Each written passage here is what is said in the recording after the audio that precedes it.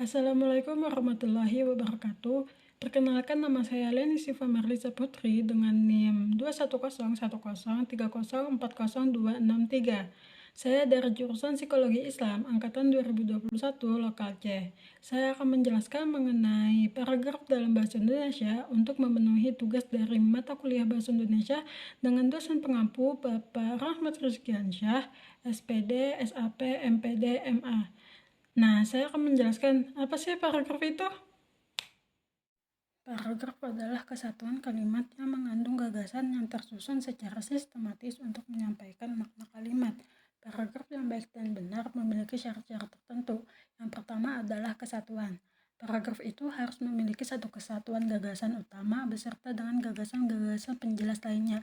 Jika tidak adanya kesatuan di dalam suatu paragraf, maka bisa dipastikan paragraf tersebut tidaklah baik. Syarat kedua adalah kepaduan atau koherensi, adalah kekompakan hubungan antara suatu kalimat dengan kalimat yang lainnya. Kepaduan suatu paragraf terpenuhi dengan menggunakan konjungsi yang dibangun dengan memperhatikan beberapa hal, seperti pengulangan kata kunci, penggunaan kata ganti, penggunaan transisi, dan kesejajaran. Syarat yang ketiga adalah kelengkapan. Paragraf yang lengkap dan baik harus memiliki gagasan utama, kalimat utama, dan juga kalimat penjelas. Ya, syarat keempat adalah panjang paragraf. Panjang paragraf dalam berbagai tulisan tidaklah sama semua, tergantung pada seberapa jauh bahasannya dan tingkat pembaca yang menjadi sasaran. Dan syarat yang terakhir adalah pola susunan paragraf. Pola susunan suatu karya tulisan bermacam-macam dan yang sering diterapkan dalam tulisan ilmiah antara lain: 1. Pola runtutan waktu. 2. Pola uraian sebab akibat. 3. Pola perbandingan pertentangan. 4. Pola analogi. 5. Pola daftar. Dan yang terakhir, pola lain. Paragraf memiliki berbagai macam jenis. Yang pertama, paragraf berdasarkan tata letak ide pokoknya. Yang kedua, paragraf berdasarkan sifat dan tujuannya. Dan yang ketiga, paragraf berdasarkan isi atau kontennya. Nah, saya akan membahas yang pertama terlebih dahulu, yaitu paragraf berdasarkan tata letak ide pokoknya. Paragraf berdasarkan tata letak ide pokoknya terbagi menjadi beberapa paragraf. Yang pertama adalah paragraf deduktif. Paragraf deduktif adalah paragraf yang mana ide pokoknya terletak pada awal paragraf. Paragraf ini memaparkan hal yang umum terlebih dahulu, lalu disusul oleh penjelas. Paragraf yang kedua adalah paragraf induktif. Letak kalimat utama pada paragraf ini terletak pada akhir paragraf, yang mana memaparkan penjelasan atau uraian di awal paragraf, lalu kemudian meluas di akhir paragraf. Paragraf ini bisa juga kita sebut sebagai paragraf khusus umum. Paragraf yang ketiga adalah paragraf deduktif-induktif atau campuran. Gagasan utama pada paragraf ini terletak di awal paragraf dan ditegaskan kembali di akhir paragraf. Paragraf yang keempat adalah paragraf ineratif. Pada paragraf ineratif, letak ide pokoknya berada di tengah paragraf. Paragraf ini memaparkan penjelasan atau uraian pada awal dan akhir paragraf, dan pada tengah paragraf akan memaparkan hal yang lebih umum. Yang terakhir ada paragraf ide pokok menyebar atau paragraf yang tidak memiliki ide pokok. Jadi, untuk menentukan ide pokoknya, kita dapat menyimpulkan seluruh kalimat terdapat di paragraf tersebut. Jenis paragraf yang kedua adalah paragraf berdasarkan sifat dan tujuan. Paragraf ini terbagi lagi menjadi 3, yaitu paragraf pembuka, paragraf penghubung, dan paragraf penutup. Paragraf pembuka ialah paragraf yang berfungsi untuk membuka atau mengantar isi karangan kepada para pembaca. Paragraf ini haruslah bersifat menarik perhatian dan minat para pembacanya. Paragraf penghubung adalah paragraf yang letaknya berada di antara awal dan akhiran. Sifat dari paragraf ini tergantung dari jenis tulisannya. Apakah tulisan tersebut tergolong deskriptif, eksposisi, atau argumentasi, dan sebagainya. Paragraf penutup adalah paragraf yang berfungsi untuk mengakhiri atau menutup karangan tersebut. Paragraf ini berupa kesimpulan, penegasan, atau pengulangan kembali secara singkat maupun pendapat penulis atau komentar akhir. Jenis ketiga paragraf ialah paragraf berdasarkan isi atau kontennya, yang terbagi lagi menjadi beberapa paragraf. Yang pertama ada paragraf deskripsi. Paragraf deskripsi adalah paragraf yang berisi penjelasan secara lengkap, rinci, dan jelas tentang suatu hal, sehingga pembacanya menerima gambaran yang jelas tentang hal yang diceritakan di dalamnya. Yang kedua, paragraf narasi. Secara etimologi, kata naratif berasal dari bahasa Latin yaitu narrare, yang berarti menceritakan atau bercerita. Narratio berarti penceritaan dan narrativus berarti bersifat penceritaan. Jadi, dapat kita simpulkan bahwa paragraf naratif adalah paragraf yang berisi tentang suatu peristiwa dari awal sampai akhir suatu kisah atau kejadian. Yang ketiga ada paragraf eksposisi. Paragraf ini memiliki tujuan untuk menjelaskan atau memaparkan suatu informasi agar para pembaca mendapatkan pengetahuan yang ditulis oleh penulis.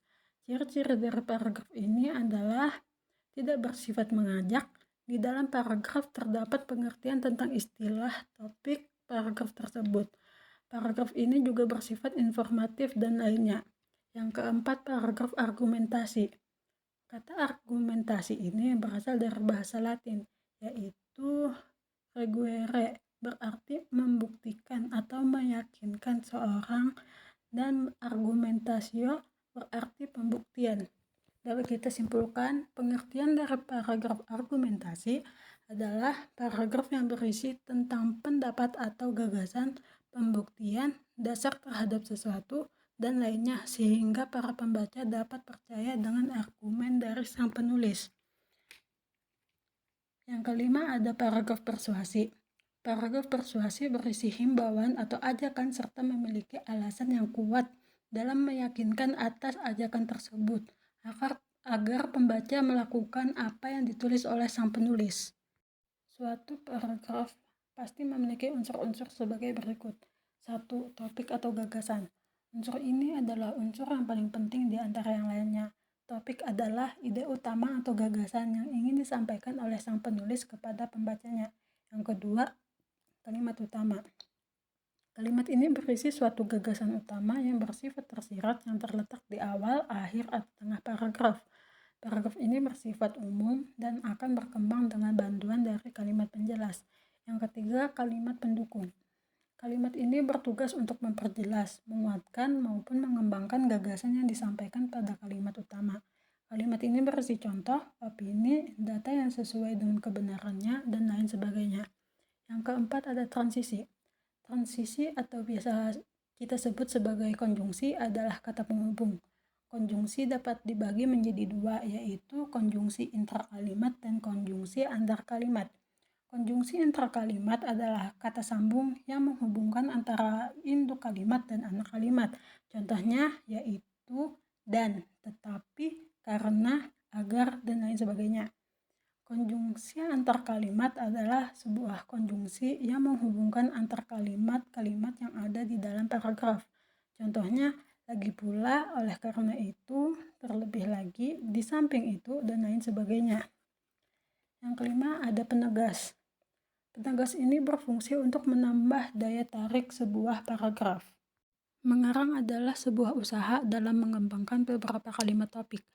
Jadi dalam karangan itu kita harus mengembangkan beberapa paragraf agar pembaca dapat memahaminya. Teknik pengembangan paragraf tersebut secara garis besarnya ada dua macam. Yang pertama adalah ilustrasi dan yang kedua adalah analisis. Maksud dari ilustrasi di sini adalah apa yang dikatakan kalimat topik itu digambarkan dengan kalimat penjelasan sehingga di depan pembaca tergambar dengan jelas apa yang dimaksud oleh penulis tersebut.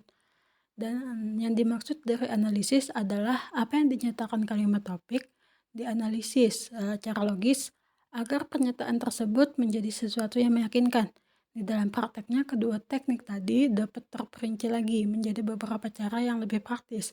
Di antaranya ialah 1. Dengan memberikan contoh atau fakta. 2. Dengan memberikan alasan-alasan. 3. Dengan bercerita. Teknik pengembangan paragraf terbagi menjadi beberapa pembagian. Yang pertama, teknik alamiah, yaitu pengembangan paragraf berdasarkan urutan waktu dan ruang, atau biasa disebut dengan istilah kronologis. Dengan memiliki maksud penyampaian informasi diharapkan memudahkan para pembaca. Yang kedua, teknik klimaks atau antiklimaks. Teknik klimaks dimulai dari hal yang gradasinya kurang penting menuju ke hal yang memiliki suatu gradasi yang penting. Sedangkan anti klimaks dimulai dari informasi yang memiliki suatu gradasi yang tinggi atau penting menuju informasi gradasinya yang rendah. Variasi dari klimaks adalah anti klimaks, pengembangan dengan anti klimaks yang dilakukan dengan cara menguraikan gagasan dari yang paling tinggi kedudukannya, kemudian perlahan-lahan menurun ke gagasan lain yang lebih rendah. Yang ketiga adalah teknik umum khusus deduktif dan khusus umum induktif. Teknik umum khusus dimulai dari gagasan utama dan dilanjutkan dengan hal khusus sebagai pengembangannya. Sedangkan teknik khusus umum dimulai dari hal-hal khusus yang merupakan penjelasan, kemudian disimpulkan menjadi hal atau gagasan umum. Simpulan tersebut akan menjadi gagasan utama atau pokok pemikiran paragraf tersebut. Mangga manis namanya kue ini. Sayang sedang sakit gigi. Presentasi saya sampai di sini. Besok-besok, yuk sambung lagi. Jalan ke lembah tidaklah rata. Di ujung kali, tumbuh melati. Kumohon maaf segala kata. Presentasi ini semoga mengena di hati. Wassalamualaikum warahmatullahi wabarakatuh.